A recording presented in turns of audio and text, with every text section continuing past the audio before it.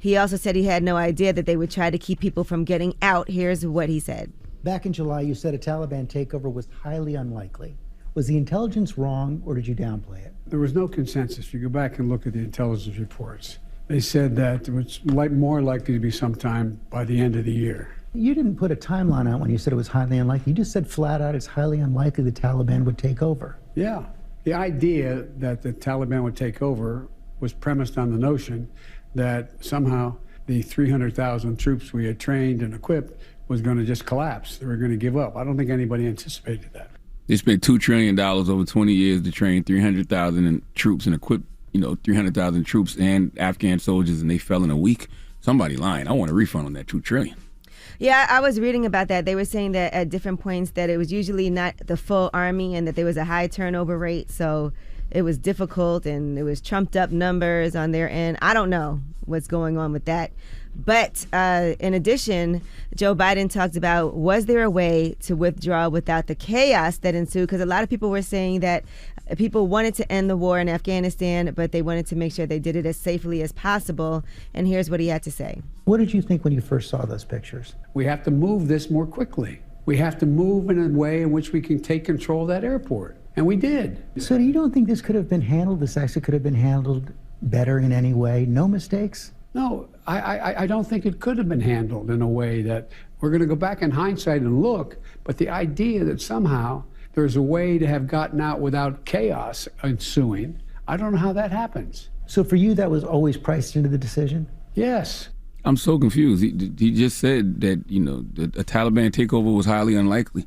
So how could he say that he knew that chaos would ensue, but he's the one who said a Taliban takeover was highly unlikely?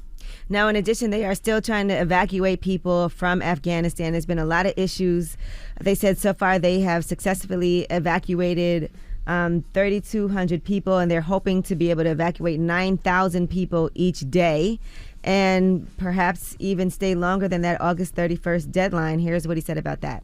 We're going to do everything in our power to get all Americans out and our allies out. Does that mean troops will stay beyond August 31st if necessary? It depends on where we are and whether we can ramp these numbers up to 5,000 to 7,000 a day coming out. If that's the case, they'll all be out. Because we've got like 10 to 15,000 Americans in the country right now, right?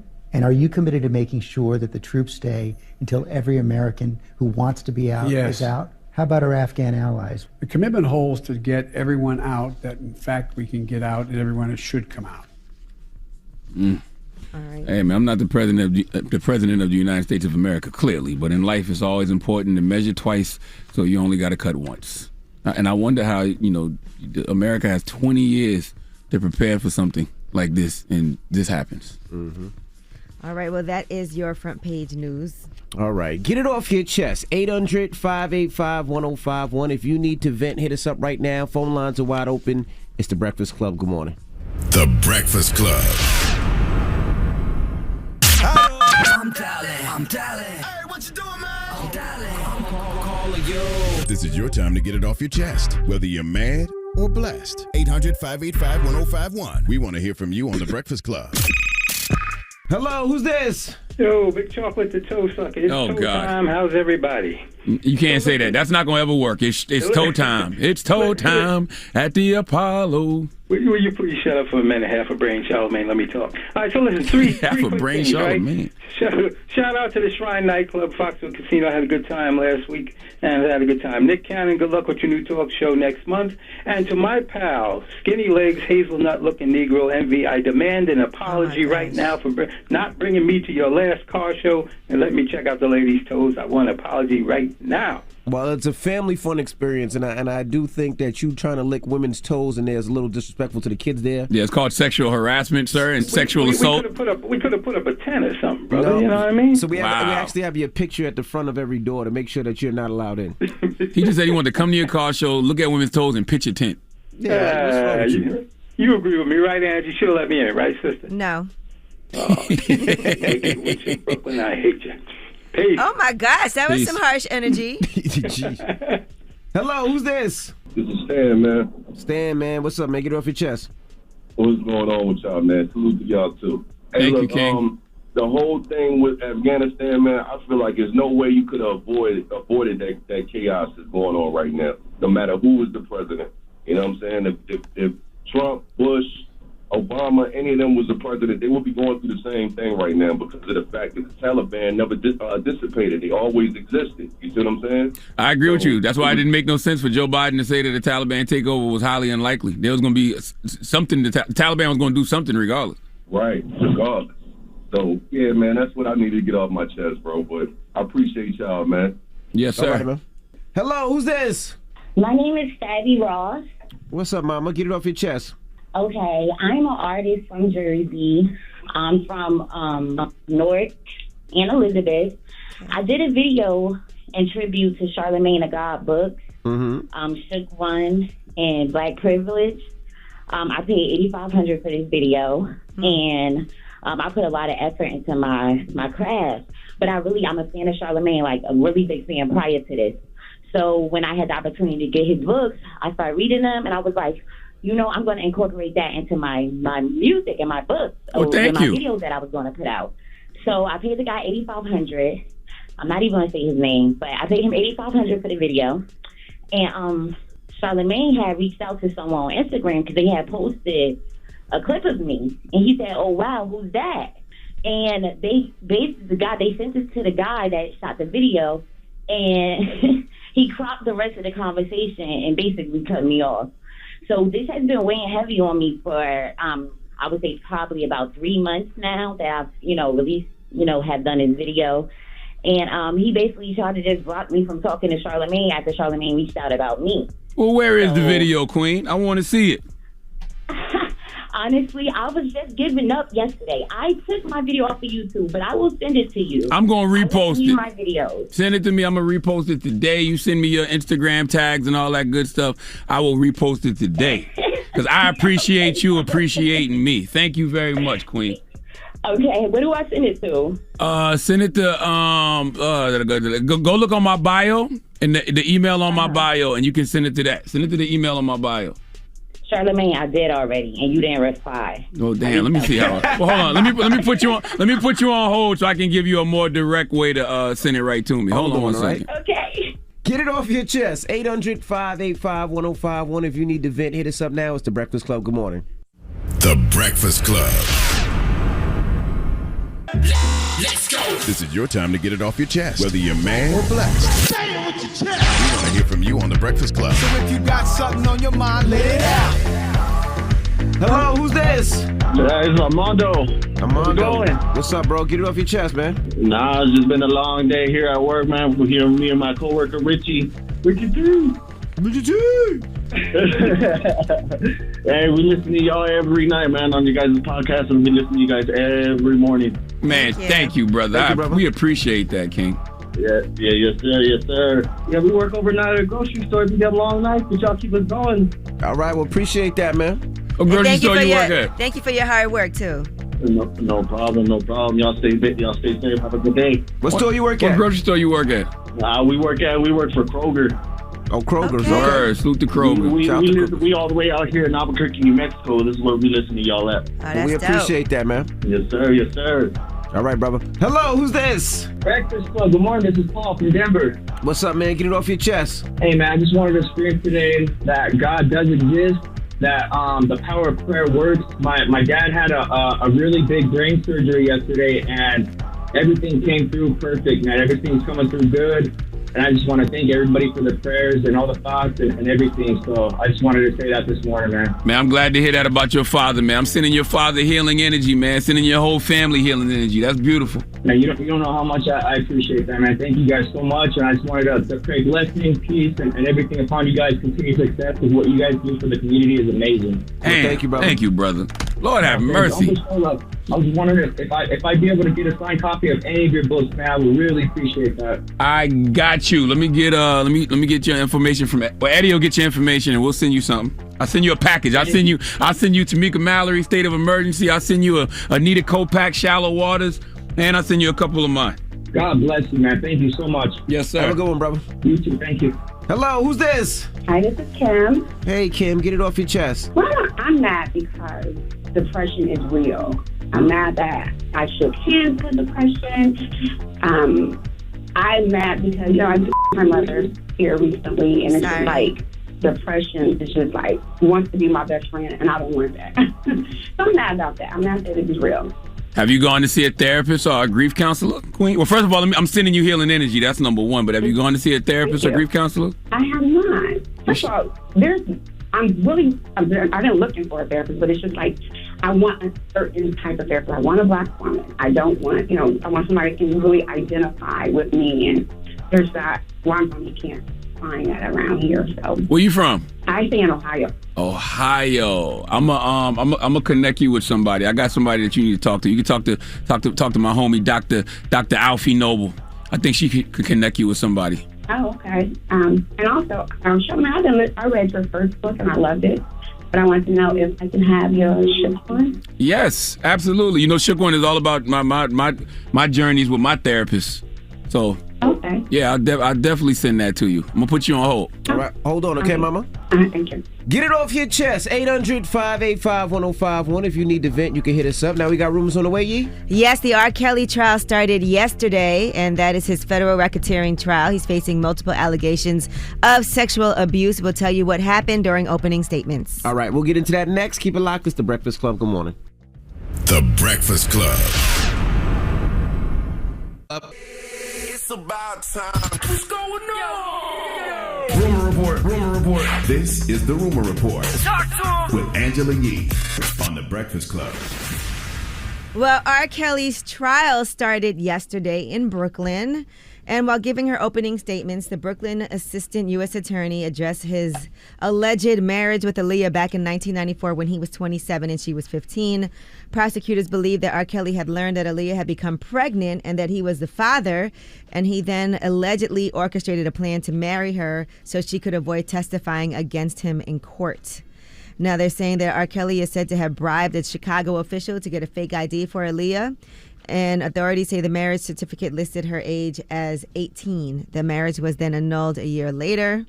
And so according to the attorney, she said this case is about a predator, his fame, his popularity, and a network of people at his disposal to target, groom, and exploit young girls, boys, and women for his own sexual gratification. Also, Jahanda Pace took the stand. Now, she says that she was 16 years old and excited to be in the presence of somebody that she idolized. But over the next 6 months, she testified that R. Kelly had sex with her while she was underage and physically and emotionally abused her. She's now 28 years old, and she is the first of R. Kelly's accusers to ever testify against him. So that is just from day one. She said she was forced to call him daddy and acknowledge him whenever he entered a room. And she said there was what they called Rob's rules whenever she would visit him at home, and she was forced to abide by some very rigid restrictions. And in one instance, she didn't do that. She said that's when he slapped her and choked her until she passed out. She said, I remember him just putting his hand around my neck, and she said he spit in my face and told me to put my head down in shame and then forced her to perform a sex act on him. Yikes. So day one of R. Kelly's trial in Brooklyn. All right, now Terrell Owens is saying that he's 100% sure that he can still play in the NFL. He told TMZ that he wants a team to sign him. I still can play. I think people will marvel at how Tom Brady is playing at the age that he's playing. I think, me given the opportunity, I will be able to show people that, age is nothing but a number. Nobody has ever done it. Nobody has been given the opportunity to do it. And for all the naysayers and pundits that say, oh, well, he can't do it, he's washed up, this and that and the other. First of all, I'm not washed up. Never really just been given the opportunity to play at a later stage in my career. Oh, Terrell's what, 47? Yep. So what do you guys think? It could still happen? I would have to see how fast he is. Let's see his skill set. Because that wide receiver, you still got to have that speed. If he's still got the speed, she's clearly still in shape, but I would have to see what that speed like. He said he has interest from at least one individual in the NFL, and they told him to stay in shape. Yeah, like Charlamagne said, it's all about the speed. That wide receiver is all about speed. All right, now Detroit Tigers analyst Jack Morris has apologized after he used an offensive accent. And he was doing this before an at-bat by Angel star Shohei Ohtani. Shohei Ohtani is Japanese, and here is the accent that he used. Now what do you do with Shohei Ohtani? Be very, very careful. Okay, so that was him. He sounded like a Count Dracula to me. I didn't know what he was doing. Well, he has since apologized to Otani and the Asian community. Here's what he said. Well, folks, it's been brought to my attention, and I sincerely apologize if I offended anybody, especially anybody in the Asian community, for what I said about pitching and being careful to Shohei Ohtani. I did not intend for any offensive thing, and I apologize if I did. Certainly respect and have the utmost respect for this guy. Can I hear it again, please? Now what do you do with Shohei Ohtani? Be very careful. Yeah, that's foul. Now, that's absolutely foul. Come on, you can't do that. Clearly, it's just about the community, though, right? Like it's about the community that you do that to, because people do that to the Caribbeans all the time. They do that to Jamaicans all the time. We make fun of rednecks all the time. So clearly, it's just about the community. But if he said if there was a black picture, they'd be like, "Yo, homeboy," people would be. They do upset. that all the time. Do they? White people? Yes. We're talking, well, he's a Detroit Tigers analyst. I think that's slang. I don't think analyst. No, I don't see yes, nobody they like, do. "Yo, I think homeboy." No. What? You ever heard Max Kellerman talk? I think that's just slang. I wouldn't want to hear Jack Morris use a Caribbean accent either. If a Caribbean person was going to bat, I would find that to be, and it's also like a stereotype of an accent too. Like that's not. They wouldn't get in trouble if it was a Caribbean. Exactly. So. That's what I'm saying. Nobody would even. I mean, listen. I'm not mad at the community for saying no, don't do that to us. But clearly, it's just based on how the community reacts, right? Well, he so is now Jamaicans, y'all better start getting mad. Stop letting people do patois. He is now suspended indefinitely. You gonna be mad? I'm not gonna be offended because I said patois wrong? Yes. Okay. All right. Well, that is your rumor report. But also with this Caribbean, aren't we bigging it up though? I don't know. Right. I really don't anymore. I have no idea. Leave people alone. That's all I can tell you.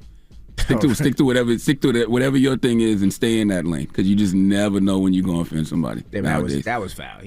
Oh my goodness. All right. He apologized. Front page news next. What we talking about? You know what we're talking about? COVID. Oh boy. All right. We'll get to that next. Is the Breakfast Club. Good morning. The Breakfast Club. Your mornings will never be the same. It's Angela Yee. Feel tired and out of it? You could be dealing with junk sleep from sleeping on the wrong mattress. The Mattress Firm sleep experts will match you to the perfect mattress and help you unjunk your sleep. Visit mattressfirm.com or a Mattress Firm store today. All right, Rod Wave, Tombstone. We just put this one in. Drop on the clues bombs for Rod Wave. That's my guy. Salute to Rod Wave, man. I like that young man a lot. Very talented brother. All right, well, let's get into front page news. Where are we starting? Well, let's start with the Biden administration. They're going to start rolling out booster shots, and that's going to start happening the week of September 20th. They're saying that data is showing the effectiveness of Pfizer and Moderna vaccines against COVID diminishes over time. So after reviewing the most current data, they're saying now they're going to lay out a plan for the boosters now. They said that move is necessary to stay ahead of the virus, and they urge anybody who hasn't gotten a shot to do so. You know, they're still urging for that to happen. So the recommendation, anyone who received Pfizer or Moderna vaccine should get a booster shot 8 months after their second shot. And again, that's healthcare workers, nursing home residents, and seniors being first in line. Does that scare y'all? That you might have to get a new shot every 8 months? Nope. No. I'm going to go get my shot The shot didn't do anything to me. I was fine. I mean, clearly it didn't. That's why you got to get a booster. For more protection. I mean, I didn't feel sick. I'm more scared to get COVID than to get a booster shot. I'm just saying, every 8 months, because it's just like, so every time the COVID mutates, will you have to take another shot? That's what I'm wondering. I don't know. Probably. But I remember I got a fever for my shot and all that, but no, it doesn't get me. Because the flu shot is once a year, so it's like once every 12 months. Once every 8 months is like, All right, now a group of restaurant owners and some small businesses are suing Mayor Bill de Blasio in New York City, and that is over the vaccine mandate. They want to block this new requirement. We told you earlier this month, New York announced a new rule requiring people to show proof of vaccination against COVID before dining indoors, before visiting a fitness center, or going to an indoor entertainment venue. Anybody who works at these businesses also have to be vaccinated. Now, the rule did go into effect this week. The plan is to start enforcing it starting September 13th. And so, according to the plaintiffs, they're saying this vaccine mandate is arbitrary and capricious due to the fact that it targets certain establishments but not others. They said the rule prevents people who choose not to be vaccinated from doing their jobs, and that it infringes on their religious freedom. So they want a permanent injunction against the order. I'm just not sure who's going to be who are going to be the people, because I see a lot of places putting this into effect too. I think San Francisco, it starts on Friday, but who is going to be the person that's going to enforce this? That's what I said. This is whack. Restaurants are already losing. Now you want them to hire extra people to check vaccine cards, and who's going to enforce this? There's going to be problems and fights, and like you can't get to restaurant owners, I went out man. last night. I went to the Beacon Theater here in New York to go see Ali Wong. Matter of fact, salute to everybody at the Beacon Theater. The staff there was incredible, but they would. I heard them saying, you have your proof of vaccination up, and you had to wear a K95 mask specifically to get in there, and everybody was doing it. Yeah, they did that when I went to see Dave Chappelle. You had to be vaccinated to go in, and they give you masks there. I didn't see how they were checking it, but I heard the person yell out, "Make sure you have your vaccination Yeah, card." but in those businesses, they have staff to do it. Restaurants barely have staff. Think about it. They have the lady at the door, they have waitresses, they have bartenders. You know what I mean? So now you got to hire somebody extra in a business that's already not making that much money because of COVID. Well, they need to hire the people that the Beacon Theater had, because the Beacon Theater staff was incredible last night. All right, well, Joe Biden also says that they are going to make vaccinations mandatory at nursing homes. If you work in a nursing home and serve people on Medicare or Medicaid, you will also be required to get vaccinated. With this announcement, I'm using the power of the federal government as a payer of health care costs to ensure we reduce those risks to our most vulnerable seniors. All right, and human trials are going to begin for Moderna's HIV vaccine. By the way, the study is in phase 1 stage. It would measure the safety of the vaccine and collect information on whether the potential vaccine has an impact on HIV. It's going to have to go to phases 2 and 3 to collect the data on whether the vaccine is effective or not. HIV vaccine candidates have been determined to be safe to test on humans. So they're looking for 56 participants for that study between the ages of 18 and 50. That trial is set to begin on August 19th and end in 2023. They said it's different than previous ones because the technology used is the same technology used in Moderna's COVID vaccine. That technology has been in the making for over 10 years. I want to talk to a doctor about the booster shot, because I want to know why you need three shots. Like, I almost feel like, just give me the booster, because that's the latest one. That might be the one that really works. I think it's all the same shot, though.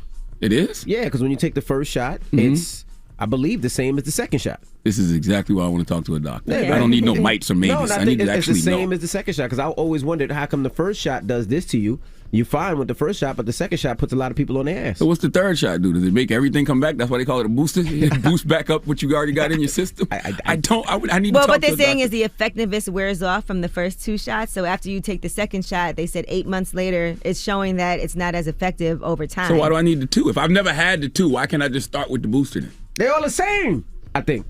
I need to talk to a doctor. I'm not talking to y'all. Please, some doctors. Can we have some doctors on the show? Book some doctors, Eddie, please. Jesus Christ. We got Dr. Oz. Man, shut up! He's a doctor. Dr. Phil. Man, stop. Dr. Leonard. You want a shot? No, not from you. You sure? I'm positive. You positive? And you're going to try to give me 3 shots. I got to check your temperature first. Matter of fact, we're all doing everything in the same area. I'm not kidding with you. All right, that's front page news, man. 800-585. See, that's what Turk was talking about. Those games you like to play. That's right. 800. Drop on the clues bars with Turk, damn it. All right. All right, Turk ain't tell one lie. All right, 800-585-1051. Let's talk about slangs and accents and things like that. Now, what happened with this gentleman that had to issue an apology? Yeah, so he is a sports commentator for the Tigers, and he was talking and using a Japanese accent as Ohtani came to play. Let's hear it. Now what do you do with Shohei Ohtani? Be very, very careful. All right. Well, since then, he is suspended. He's going to be doing some bias training as well. So we're talking about accents and quotes. Well, you said something I disagree with. You said that if a white man said, yo, homeboy, that's like would be offensive. I'm like, no, everybody uses hip-hop slang and slang from black culture. Yo, homeboy wouldn't be offensive. A black person comes to the back, yo, here we got the number 3. Yeah, that's the homeboy. That's foul. I hear that all the time. What if you are from New York or you from Florida and you're a white announcer and you say, oh, that's my homeboy from Orlando because y'all both went to Orlando. How's that offensive? That's like you can't say, hey, number 7 coming up is that crack ass crack. You can't say that. Homeboy and crack ass crack is not the same. Oh my God. Like, come on. Why? You can't say anything that. All right, let's open up the phone line. Let's talk about it. Gosh. Ada, you say it all the time talking about white people. Talking about racist bigots. All right, so if there was a racist bigot coming to the plate, right? What's a racist bigot in sports? I don't watch baseball, so I don't know. But if there was a known racist bigot coming to the plate, like that cracker just hit a grand slam. You can't say that, man. You can't. That's different than homeboy, though. Let's White people use homeboy all the time. What's wrong with homeboy? That's not offensive. 800-585-1051. Let's have this discussion. It's the Breakfast Club. Good morning. Pull out your phone. Call in right now. Call me. Add your opinion to the Breakfast Club topic. Break it down. 800-585-1051. The Breakfast Club. It's topic time.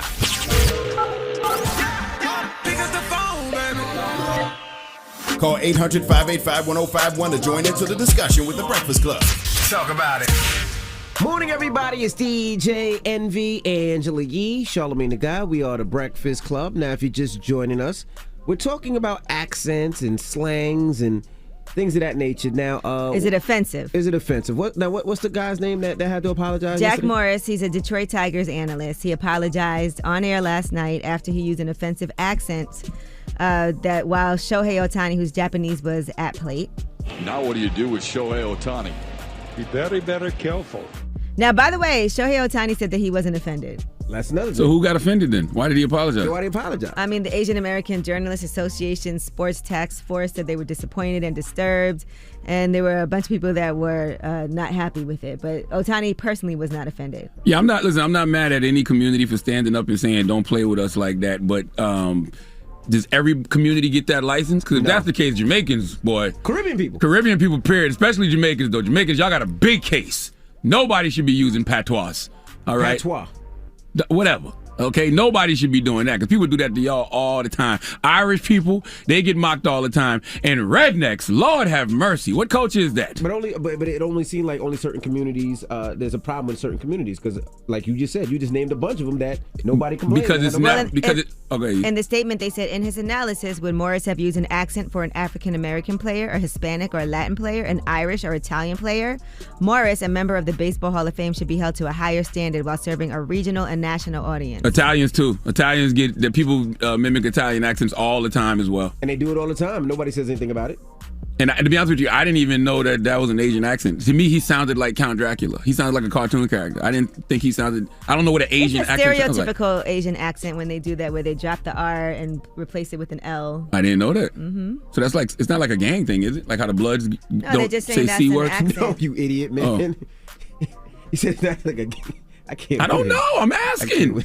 But I think what they're saying is he's held to a different standard because of his, I don't know if in everyday life somebody would get canceled for that, but maybe what they're saying, he's held to a higher standard because he has this huge regional, national audience that's very diverse. Well, I'll tell you one thing. If y'all keep letting rappers and comedians host these sports shows and these sporting events, it's going to be some more things like that. Well, let's say it's a Mexican player that comes up, and the announcer goes, okay, or, oh, we have this player. What's up, Holmes? Whatever they say, Holmes, you know what I mean? What happened if they go to accent? I don't even know what that was just now. You that just was did. Weird. All right, forget it. That's how Mexicans sound? I have no idea. Forget it. I've never heard a Mexican say that in my life. Hello, who's this? What's up, man? It's Claire. What's up, brother? Talk to us, man. Yeah, man. I just think people being way too sensitive and, you know, people use like Mexican accents and things like that all the time. Like, yo, what's up, Holmes? That's the thing. I didn't know. Okay, Envy. I didn't know that was a thing. You know, man, people just being way too sensitive, bro. I wonder if he would have said that. It would. I think that might have sounded weird too, but I don't know if it would have been the uproar. What if he said, "What's up, Holmes"? Yeah, it would have been weird if he would have said that while somebody was at bat. Hello, who's this? It's Tasha. Hey, Tasha. Good morning. What are your thoughts? I think it's a dialect thing. I think it's a sarcasm thing. I think people are too sensitive. You got to know your audience. Like, if you would have said, if it was a comedy battle and you would have said that to like that dude from Wildin' Out, Tim.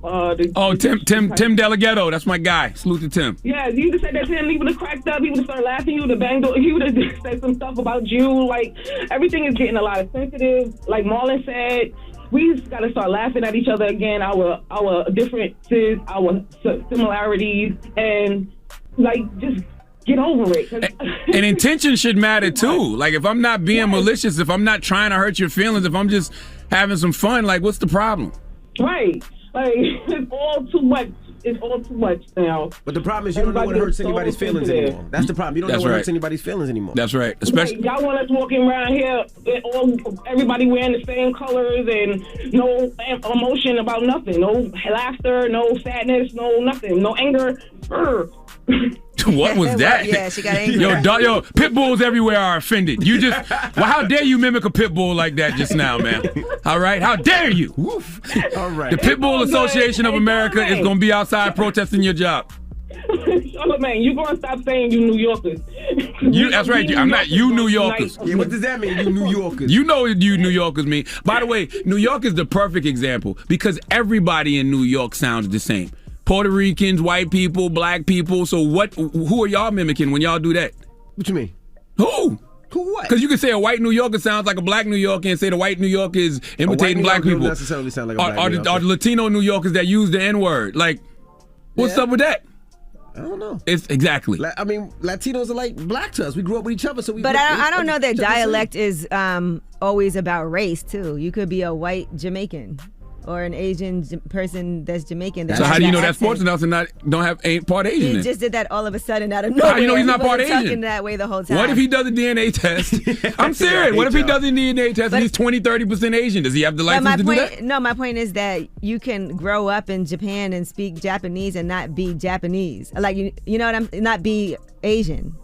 You know what I'm saying? Like you could grow up in Jamaica, like Miss Pat who owns VP Records. Sure. Right. But what if the sports So she can use that accent. It doesn't have to do with her necessarily.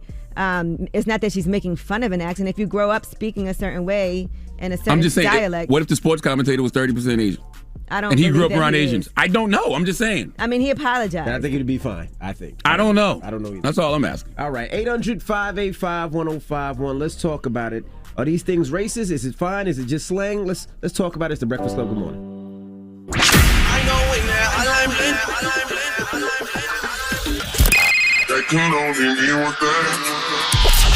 Call me. Add your opinion to the Breakfast Club topic. Come on. 800-585-1051. Morning, everybody. It's DJ Envy, Angela Yee, Charlamagne the Guy. We are the Breakfast Club. Now, if you just joined us, we're talking about a sportscaster that had to apologize for these comments right here.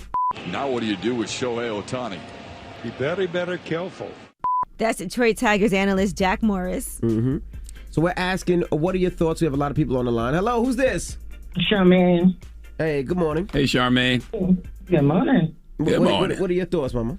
I think it has some racial undertones to it. I think we've gotten so conditioned to just letting them fly with it.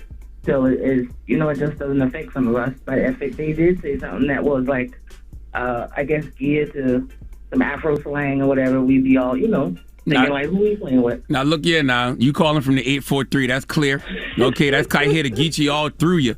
So what if a white person was talking to you this morning and said, hey, now. You know what he's saying? Hey, now. Me personally, I don't think I would care.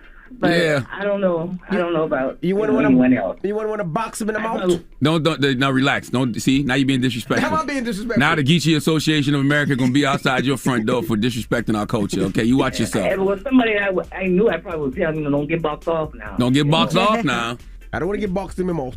Boy, you being disrespectful. He being disrespectful, ain't he? Yeah, and Ain't it? He didn't even do it right though. No, he didn't. Because I didn't get the Asian, thing to it. I thought he was trying to talk about like what a little cartoon is with the rabbit. It was a terrible. Oh yeah, Elmer Fudd. Yeah, that's what he sounded like. My bad. What's that supposed to mean? Like I ain't even stuck with the whole Asian thing. I didn't catch the Asian either. I was saying Count Dracula, but you're right. He sounded just like Elmer Fudd. Be very, very quiet. We hunting wabbit. All right. They used to call me Elmer Fudd all the time because of my lisp when growing up. Hello, who's this? Natalie from Florida. What's up? Hey, Natalie from Florida. Peace, what are Natalie. your thoughts? Good morning. Good morning. So I think everything that it comes down to is inflection. Not even perception. You kind of know when someone's trying to say something sideways to you on the way that they're saying it to you. Okay, so what do you think with Jack Morris in his case? I think throwing in the accent's a little too much, but if there was no harm meant, You know, sometimes we put a little too much weight into these words. Here in Florida, we say homeboy all the time. I work in a prominently white business or an office, and they throw that word around all the time. What word? Homeboy. Homeboy. That's what I'm saying. What's wrong with homeboy? A white person can't say homeboy? Can white people have homeboys? Other white homeboys? Yes. I mean, they like, I'm telling y'all. And these are like, I live in a little rural area of Florida that nobody's ever heard about, Beachburg, Florida. And these are, I don't want to use an incorrect word, but these are some real thick of the neck kind of people. And they rednecks? They're like, what's up, homeboy? Yeah, there we go. You said it. I didn't say it. Listen, man, if black people can have buddies and pals, white people can have homeboys. I think about all it. right? Right. Come on. But it's also probably how you say it, right? Because if it's like really exaggerated. But how can you say buddy foul, though? No, exactly. I'm not talking about buddy. I'm talking about if you say homeboy like in an exact. Because people were upset because they felt like the accent was highly exaggerated and it was more mocking. So maybe it's also the way that you say. That's true. Because But if I was white and a black person said totally, I find that offensive. Like totally. Like I would be upset about that. I know mad white dudes that be like, yo, yo, yo, yo, when they see you in this building. I don't take that offensive because I see them do that to each other. Like, yo, yo, yo, yo ain't black. Well, if they say, yo, yo, yo, yo, my nig. Now, see, come on. Now you bugging. Now, that's just stupid. level. You know what I'm saying? Why you always got to do that? You always got to be the one to jump up, get a booster shot. You always got to be the one to go get the third shot. Why? I don't know. All right, what's the moral of the story, guys? I mean, the moral of the story is you can't tell people what to be offended by. And, you know, if you unintentionally offend someone, it's perfectly okay to apologize. But let's not crucify people like, you know, they're intentionally trying to be malicious and disrespectful in a lot of these situations, because they're not. Because this guy, I don't even, what's the guy's name? Jack something. He literally Jack sounds Morris. like Elmer. He literally sounded like Elmer Fudd to me. But let me ask you one last question. Why can any other race say the N-word and it's okay? I don't know that that's okay. Yeah, that's not. I don't know Spanish what, people say. That's a New York thing. You New Yorkers, all right? Now, think of the Spanish. Well, what if you're Afro-Latino? Nobody can say that. What if you're Afro-Latino, though? What if you're... That goes back to what I was talking about earlier. If you was 30, 40% Asian, can you get away with saying that? That's my, you know what I mean? If you're Afro-Latino, I guess you can say it. Because you can't be black and Hispanic, you know. You could be black and Asian. You could be white and Asian. It's all too confusing, bro. It's just so confusing. All right. It sounds like the CDC doing this, talking about this. I'm just confused. All right. Get a third booster and keep it moving. Yeah, we got rumors on the way? Yes, and it looks like Shine and Diddy have a great relationship. We'll tell you what Shine had to say about where they're at now. All right. We'll get into that next. It's the Breakfast Club. Morning, everybody. It's DJ Envy, Angela Yee, Charlamagne the Guy. We are the Breakfast Club. Good morning. Good morning. And listen, can I salute everybody again at the Beacon Theater? And I want to salute Ali Wong because the hospitality last night was AA1. They treated me and my folks like they treated us really, really well. And, Okay. and I appreciated that because I hadn't been out in a year and some change. And the way my social anxiety is set up, boy, I do not need to be around no whole large crowds. Y'all thought I didn't like large crowds before. Now, I know I'm not built for it. As soon as I sat down, I turned to my wife and said, I want to go home. I enjoyed the show. Loved it. Ali Wong was amazing, but I wanted to go home. And shout out to Fat Joe. Today is Fat Joe's birthday. Oh, shout man. out to Happy Joey Crack, birthday. Fat Joe. Dropping the clues bombs with Love Fat Joe. Go, man. Joey. Go, Joey. You just spent the last 20 minutes saying Fat Joe can't use the N-word. No, he didn't. Didn't you say that? No. Oh. No, I said Fat Joe uses the N-word. Oh, got you. Okay. Fat Joe's my brother. Happy birthday, Fat Joe, man. I love Joey Crack. Love Fat Joe. Great brother. Great energy, always. Great dude. Great brother. All The right. big show. The big show. What you got in your mouth, bro? Tic Tacs. Tell you something, man. That mask will humble you quick, boy. I keep listening to Tic Tacs on me at all time, man. When you put that mask Smell on, your own breath. Lord have mercy. I'm like, I just brushed my teeth. What the hell going on? Go give me a goddamn teeth cleaning. I might be overdue. Cavity or some I type don't think I of got no cavity. root canal. Last time I went to the dentist, I ain't had no cavities, but something ain't right. Something ain't right. Gingivitis. Gotta keep that electric brush on that tongue a little longer. That's right. Whoa. All right. We got rumors on the way, yeah? Yes, and let's talk about Amber Rose. She had some issues, and she is saying that her man cheated on her with at least 12 women. Is he black? We'll talk about it. All right, we'll get to that next. It's the Breakfast Club. Good morning. If you lame and you know it, be quiet. Baby. Morning, everybody. It's DJ Envy, Angela Yee, Charlamagne the Guy. We are the Breakfast Club. Let's get to the rumors. Let's go. It's time. She's spilling This is The Rumor Report with Angela Yee on The Breakfast Club. Well, it looks like Amber Rose is going through it right now. She went on social media and she posted, "I'm tired of getting cheated on and being embarrassed behind the scenes. All 12 of y'all bums, the ones that I know of, there's probably more, can have him. Y'all very much knew he was in a relationship with a baby and y'all decided to F him anyway. I saw all the texts and DMs. Y'all were well aware, but y'all don't owe me any loyalty, so it's whatever. I can't be the only one fighting for my family anymore. I've been so loyal and transparent, but I haven't gotten the same energy in return. I'll never say the girl's names because I'm not in the business of ruining lives, but y'all know who y'all are. As for him, the lack of loyalty and the disrespect is ridiculous, and I'm done."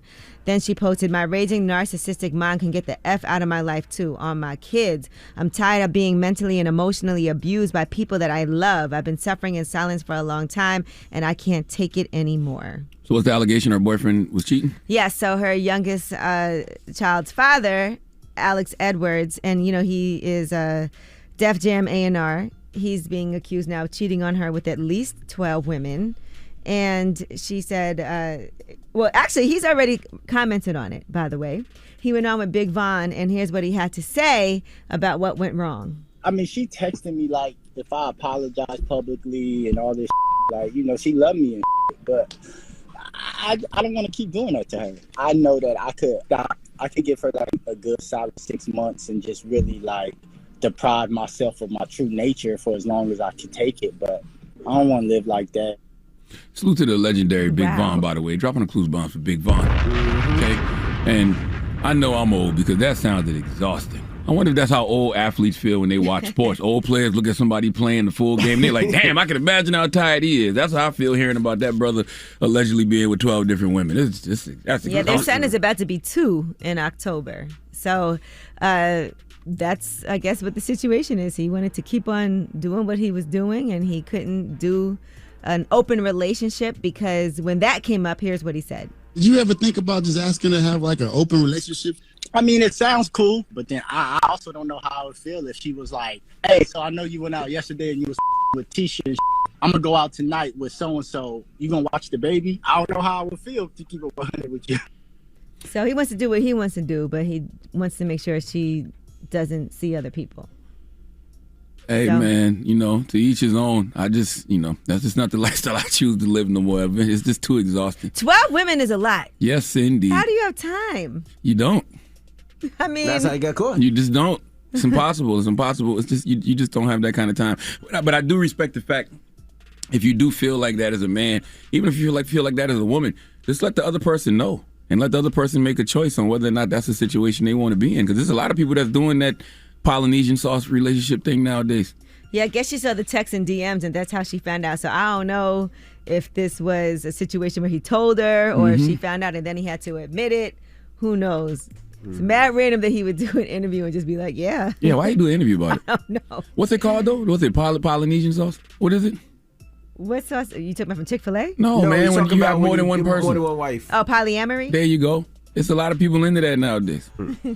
All right, now former Bad Boy artist Shine, he is speaking. He had a sit-down interview where he spoke to Tigger, and amongst the things that he discussed was his role in Belize in politics. Also, he talked about why Belize is the world's best-kept secret when it comes to tourism, falling out of the music industry, and his relationship with Diddy, which he said, by the way, is great right now. How's your relationship with Diddy? Oh, it's great. We FaceTime yesterday. Okay. And he actually wanted me to come see him first, but I had to come and see the legislators. But over the last few years, we have built back our relationship. Okay. And so, he was always a big brother to me, and we've had our difficulties, but we never lost the love for each other. So he was allowed back in the U.S. to meet with legislators. He's discussing what can be done as far as tourism or legislation. He said one discussion point was making Belize a sister city to Atlanta. That's one of the things that he was in the United States to discuss. So that's beautiful. I love to see how Shine has evolved, and I'm glad that him and Diddy have found some healing in their relationship. Yeah, shout out to Sean Paul.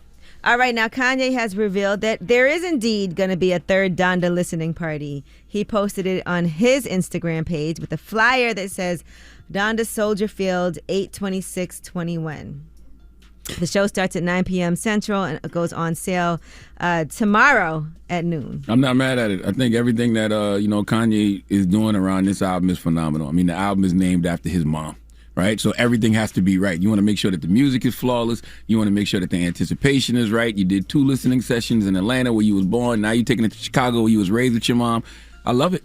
He's honoring this project the right way, if you ask me. Yeah, but how many listening sessions you going to have? As many as it's the you last need. one. They said after this one, and somebody had said on Twitter, after this will he finally drop the album, and Boo responded, who's his manager, 100%. I mean, this album is literally named after his mom. Like, you want to make sure this is right. Like, this can't flop on no level. Imagine if you did an album about your mother, who's transitioned, and critically people don't like it, and commercially it doesn't perform well. You would feel like you didn't honor her properly.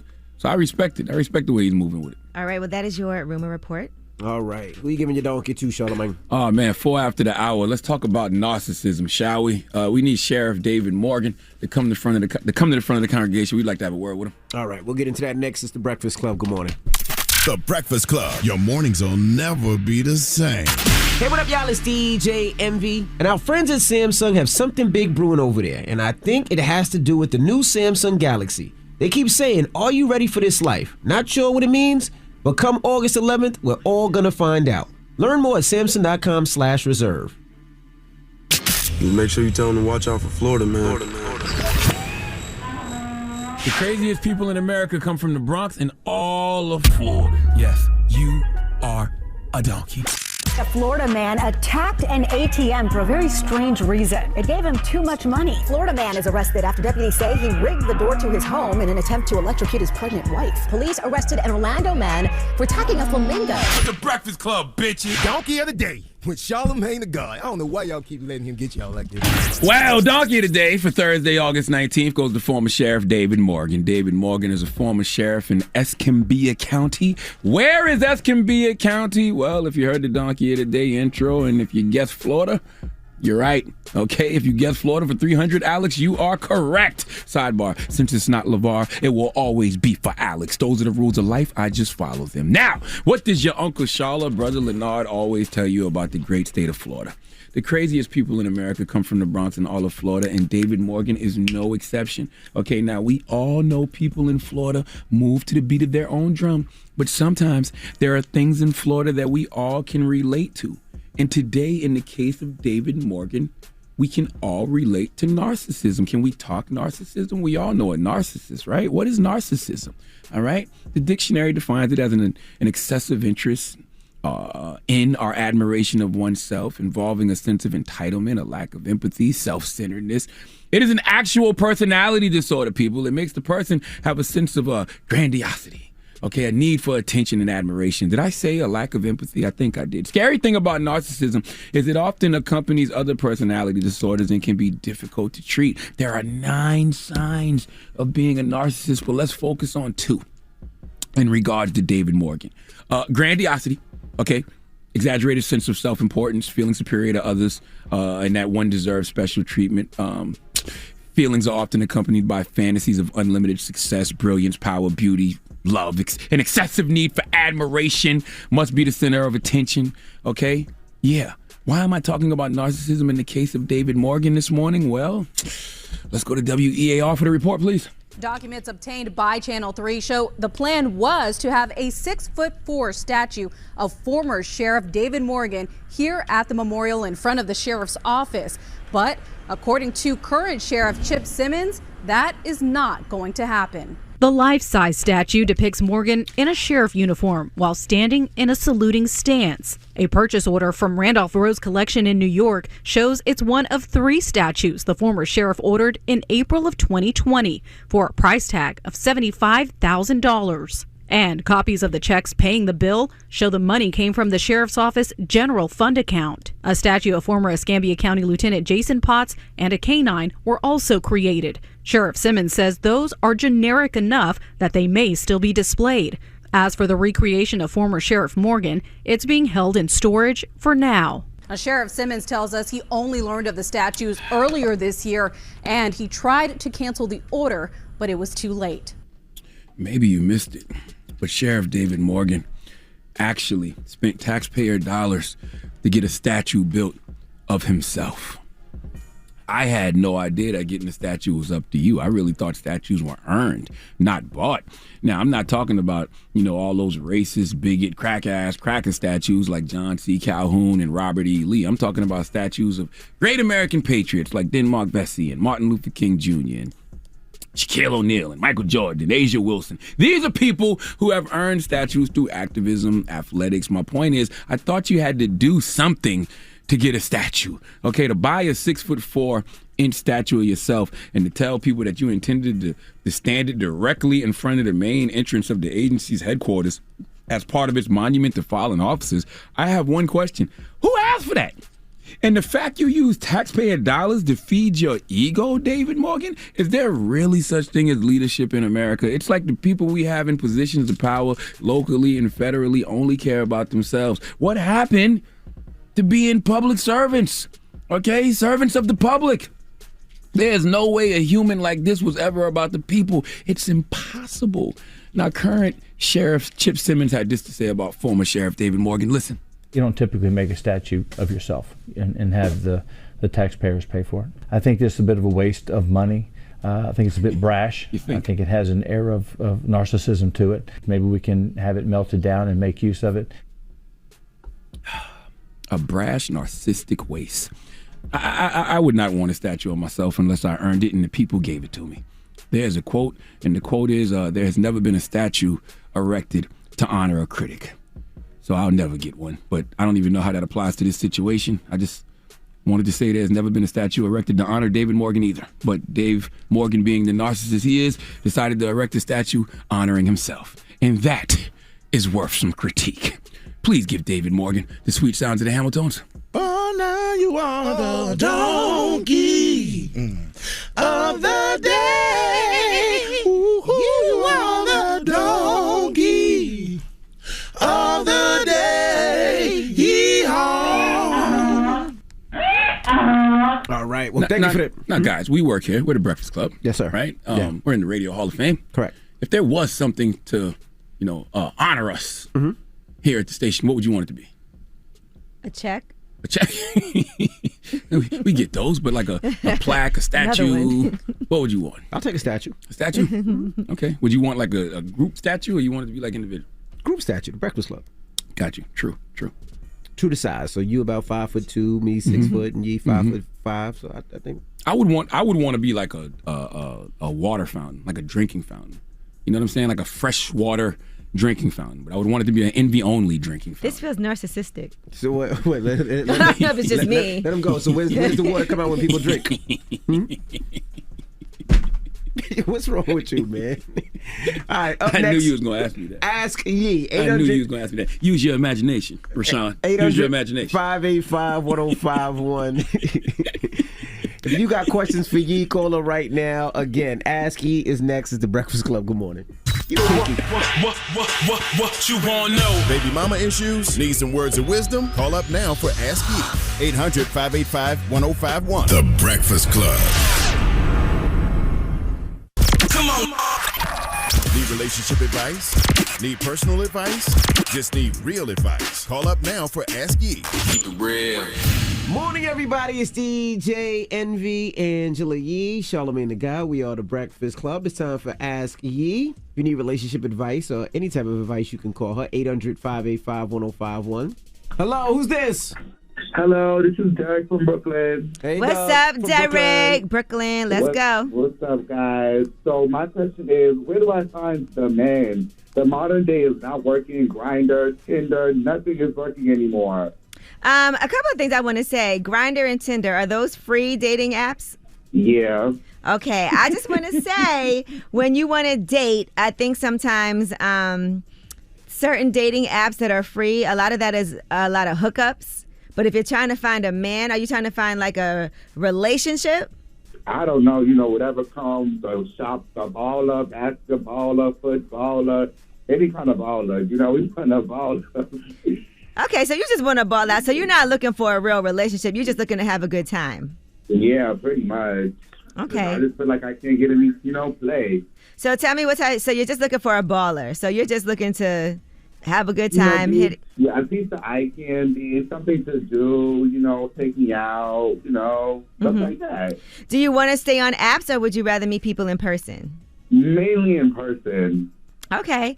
One of the best ways I think when it comes to dating to meet people is through referrals from your friends. And so you have to let your friends know, I'm looking for somebody. Can you hook me up with someone? Have you done that? No, because they're all, can I curse? They're all hoes. Sorry. It don't sound like you want anything serious, though, from what you're telling me. Right. You're right. Yeah, I guess. I'm still young. I think I have time to figure it out.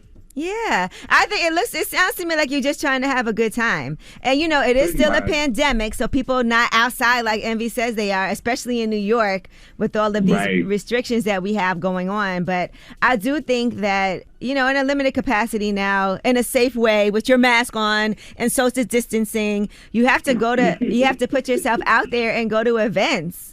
Have your friends invite you out. Sometimes we're so lazy and we act like something's going to just come to us. And you're sitting there on these apps and you're swiping, but you're not really going out and mingling in real life. Right. And everything doesn't have to end with a hookup. It can be you just meeting new friends and expanding your social circle. And that's a great way to meet people. All right. Well, if anyone's looking for something nice and chocolate, my Instagram is DHomie, DEE. HOMIE. I'll be at the Little Kim concert on Wait, hold on. Spell that again. Let's find you so people can find you. Let me go look and see what you look like. And you need to ask Charlamagne where to find the minute. What is it? No, don't ask me. Envy been singing all morning. Sing the song you've been singing all morning, Envy. What you was singing? What? Say it. I don't know what you're talking about. Yeah, what was Envy singing all morning? Something about we back outside. Yeah, niggas is back outside. That's Fat Joe and Remy Ma. Niggas is back outside. So what's your Instagram again? He said you too old for him. HOMIE.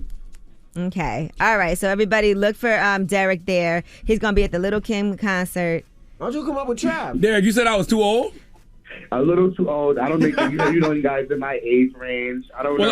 First of all, I'm a married man, but I thought old trade was a good thing. I couldn't be an old piece. I couldn't be old trade. I told you he's the one. I couldn't be old trade. It's not. No, I'm a happily married man, but I still want to be desired. You don't post on Instagram a lot. I don't post on Instagram a lot. All right, this is what we're going to do, because when we play this, everyone's going to go to your page. Put up a new current picture you haven't posted since May 23rd. Oh, wow. Okay, thank you, guys. Would Charlamagne be considered a cougar? No, I'm old trade. Oh. I don't good luck, guys. Have a good day. Wow. He hung up on y'all. Heart, man. I'm going to tell you something. He's like, leave me alone. Let's be clear. There's nothing like a compliment from a gay man. But he didn't give you one. That's my point. So, I was fishing. I'm like, he damn. do got some thought pictures on here, though. Whoa. Okay, this one is...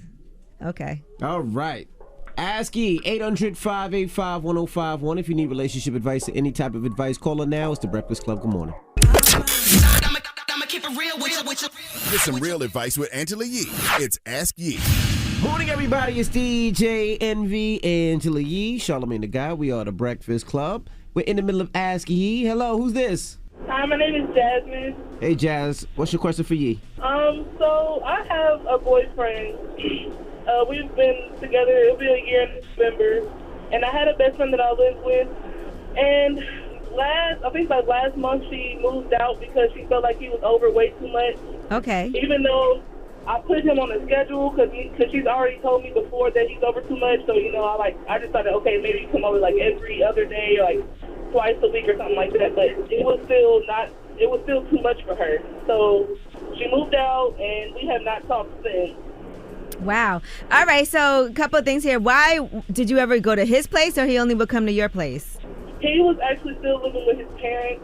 All right, so he was trying to be over there all the time. Right.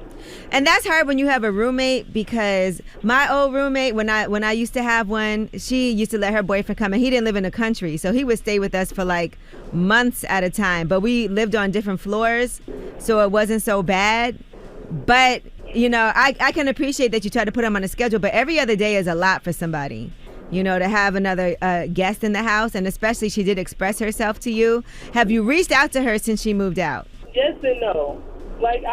We just had messages with each other just saying, just because you moved out doesn't mean that we're not friends anymore.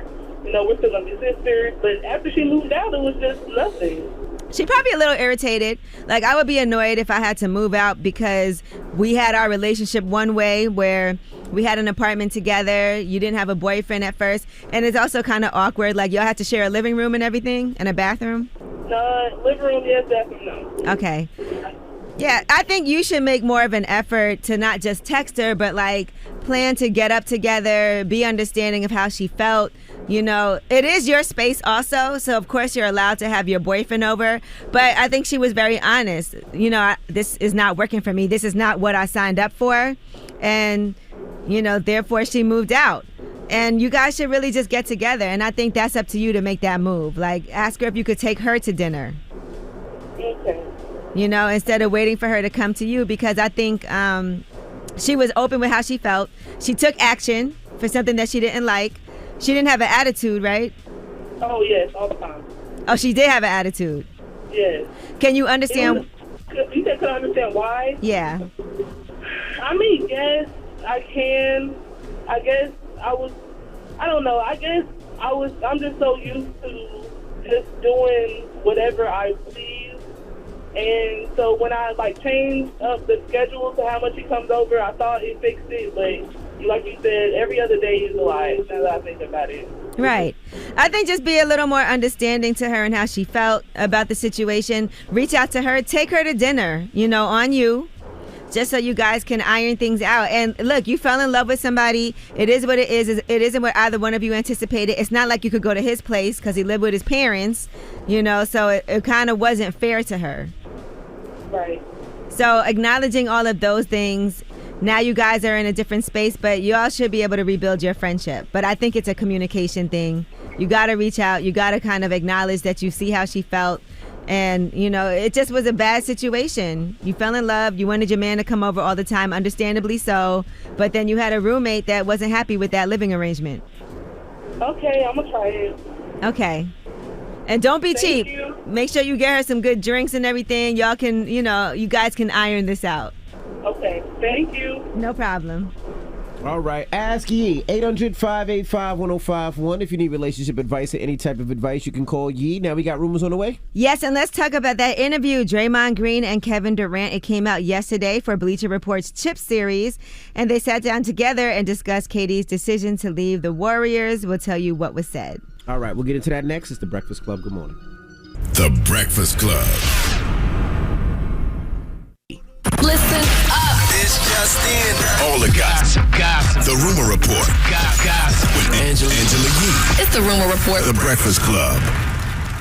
Well, Draymond Greene and Kevin Durant sat down for an interview on Bleacher Report's Chips, and that interview actually came out yesterday. It's 24 minutes.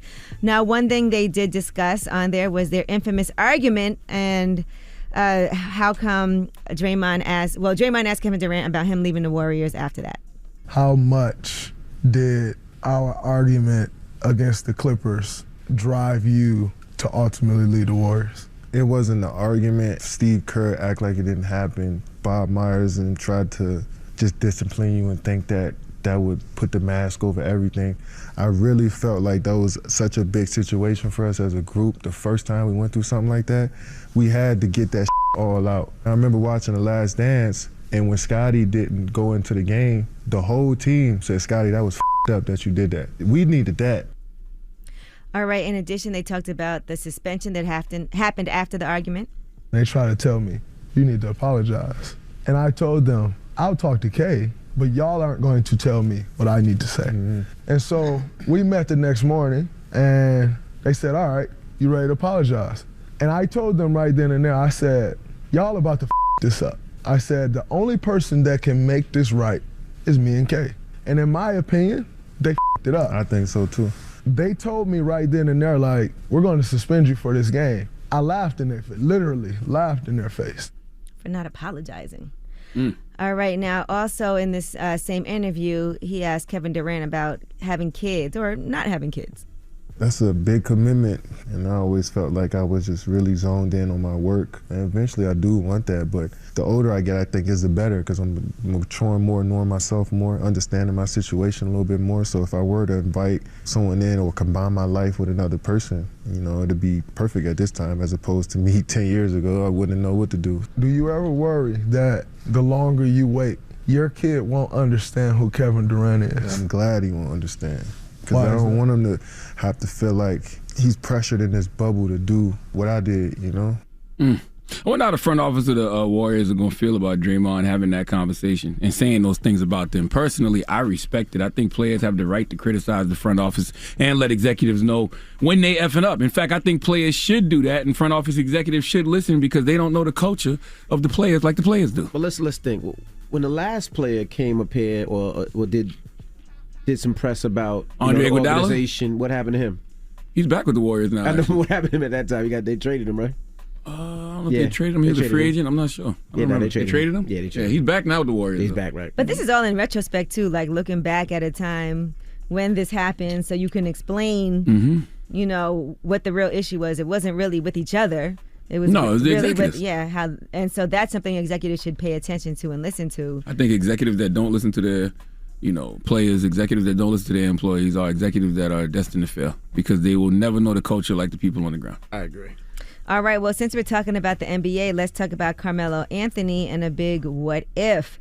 Now, he talked about the Detroit Pistons had promised to draft him at one point, and what would have happened if they did? He was on All the Smoke with Matt Barnes and Steven Jackson. Here's what happened. That was a good Detroit team. Obviously, they went on and won championships. You ever think of that? Like, damn, changed the course of my career, man. Right? Like, to this day, I still think about that. They promised me. You know what I'm saying? Yo, we taking you. I'm talking all the way up to draft day. They was like, yo, you gonna share time with Tayshaun? I'm like, cool. Like, I ain't, I'm gonna come and do my thing, but I don't know how long I'm gonna share time with him. You know what I'm saying? I'm gonna just come in and do my thing, and then they won it. My luck. You know what I'm saying? Like, if I'm there, I think they win another one. I agree. Yeah, he absolutely. He definitely gets one, potentially two. Imagine up until draft day, you had this promise and thinking that something's going to happen. Yeah, he was going to go number 2. And then, wound up going number 3 to the Nuggets. And the person that the Pistons draft, I can't remember his name. He sucked so bad. Darko. I don't know. He sucked. Compared to everybody else that came out. Who was that? Who came out that year? LeBron was number 1. Chris Bosh, I think. 2, 3, Carmelo. 4 was Bosh. 5 was Wade. D-Wade. Yeah. Damn. All right, now the FBI is now involved in the Deshaun Watson sexual misconduct case, and they said that they have launched their own probe into what happened. Now, Tony Busby represents the more than 20 female massage therapists who have alleged that Deshaun Watson was inappropriate with them during massages, and that is the claim. He said that they've contacted him. I've met with them 3 times now, and they've met with several of the plaintiffs in the case. So now the FBI is involved in this whole thing. Now, according to Deshaun Watson's attorney, Rusty Hardin, he said the whole thing is BS. He said, I have absolutely no reason to believe that Deshaun is being investigated by the FBI. The FBI, meanwhile, did not confirm nor deny whether or not they are investigating Deshaun Watson. That would be a strange case for the FBI to be investigating, though. Yeah, I don't know what's going on with that. Now, Daniel Craig has said that inheritance is distasteful. So he said he doesn't want to leave great sums to the next generation. He said, I think inheritance is quite distasteful. My philosophy is get rid of it or give it away before you go. Who said that? Daniel Craig, he played James Bond. Mm-hmm. And so this is what he told the UK's Candace magazine. He said, isn't there an old adage that if you die a rich person, you failed? Then he noted that Andrew Carnegie gave away billions of dollars before his death in 1919, saying that shows how rich he was because I bet he kept some of it too. He's worth about $160 million, by the way. Yeah, I saw that yesterday and I didn't really understand the logic, because with inheritance, you're passing it along, giving it away. Yeah. And whether you give it away to strangers or whoever, you're still passing it along, giving it away. So why not give it to your family? Yeah, I ain't gonna die rich. I got 6 kids. Exactly. Like, I don't understand the logic. Like, why wouldn't you want to give your kids a leg up in the world? Yeah, listen. How mad would you be if your parents had a whole lot of money and gave it away before they passed? This gentleman I'm sure he had legs up. He had privileges that we don't have. Yeah, but the whole point, you're right. But the whole point of us being parents is we're always supposed to be better than We the talk about generation that came generational before wealth us. and Set it having up for something our kids. Absolutely. having He something might- to pass He down. might be set up and don't care, but I know I wasn't, and I want to make sure my kids are. Yeah, it just the logic don't add up. If you're gonna give your money away anyway, give it to your kids. I agree. Maybe he don't like his kids. I don't know. Maybe. He said, get rid of it. Maybe he's going to just go on a wild binge. I like when people give it to Lord their have dog mercy. or their cat and things like that. I never understood your that. cat? Yeah, people do that all the time. Hey man, it costs to be in heaven. You know all dogs go to heaven. They balling in heaven. You need some money when you up there. How can your cat can open an account and get your inheritance? Mm-hmm. That's Yeah, you see it all the time. crazy. People leave their money to their cats or whatever. All the Dogs. time? Yeah. Really? Usually rich white people. All right. Well, that is your rumor report. Mm-hmm. What? You want to leave no money to your dog or cat? No. What are they going to do with it? Buy a bunch of bones? I don't know. All I right. wouldn't do it. But all right. Shout out to Fat Joe. Today is Fat Joe's birthday, so we're going to start the mix off with some Joey Crack. Revolt. We'll see you tomorrow. Happy birthday, Joe! The Breakfast Club. Your mornings will never be the same. It's Angela Yee. Feel tired and out of it? You could be dealing with junk sleep from sleeping on the wrong mattress. The Mattress Firm sleep experts will match you to the perfect mattress and help you unjunk your sleep. Visit mattressfirm.com or a Mattress Firm store today.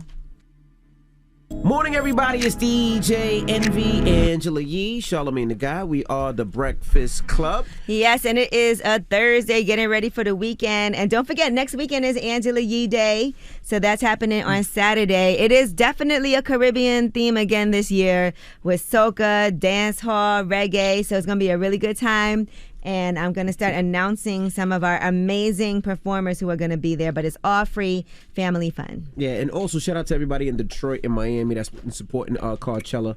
I'm very excited about both of them, the one in Detroit and Miami. Detroit, of course, is going to be a trunk or treat as well, so you could get the kids and trick or treat out there. There'll be celebrity cars, exotic cars, old school cars, donks, amusement rides, carnival games, face painters, and candy for the kids. And the one in Miami, of course, it's Christmas time, so we'll have gifts wrapped up for kids. And so come on out, and I can't wait to see you guys. And when we come back, we got the positive note, so don't move. It's the Breakfast Club. Good morning. Morning, everybody. It's DJ Envy, Angela Yee, Charlamagne the Guy. We are the Breakfast Club. Now, Charlamagne, you got a positive note? I do. I want to salute Anita Kopach, man. Make sure y'all go grab Shallow Waters. You know, the story of Yimmy Ya. Okay, it's available everywhere you buy books right now. And I'm reading this quote because, you know, Anita Kopach is definitely a healer, and Shallow Waters is definitely a book that is about a journey of healing. And I want to read this quote from Mariam Hasna. Mariam Hasna says, "A healer does not heal you. A healer is someone who holds space for you while you awaken your inner healer so that you may heal yourself." So I suggest that you go find you a healer so you can find some healing. Breakfast Club, bitches! Y'all finished or y'all done?